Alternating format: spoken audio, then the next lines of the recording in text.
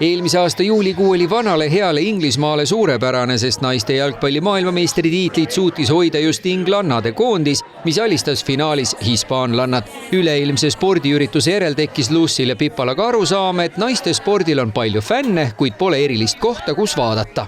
Women's focused sports bars in the US have been taking off and been so successful, with our the UK socialing culture and drinking culture and sports culture, there was only a matter of time before it also came across here.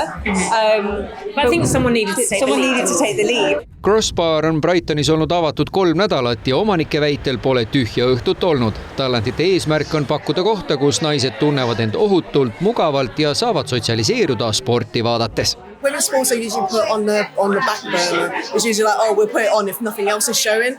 And I want to be able to be in a crowd where people are watching the same thing, rooting for the same team and rooting for women's sports in general. And you get to share that, celebrate that together. And it's a really wonderful atmosphere. And that's why I really love it here. Ja kuigi telekates tahetakse näidata üksnes naiste sporti, siis tegelikkuses ollakse valmis näitama ka mehi. Sama kehtib ka pubikülaliste kohta. Yeah, I mean, I enjoy it. And I hate the kind of toxic environment that you see it like, especially men's football. It's just like, it's not nice. Omanikud loodavad, et üha rohkem külastajad, kes tulevad üksi, suudavad minna ja suhelda seltskondadega ikka selleks, et koos oleks parem.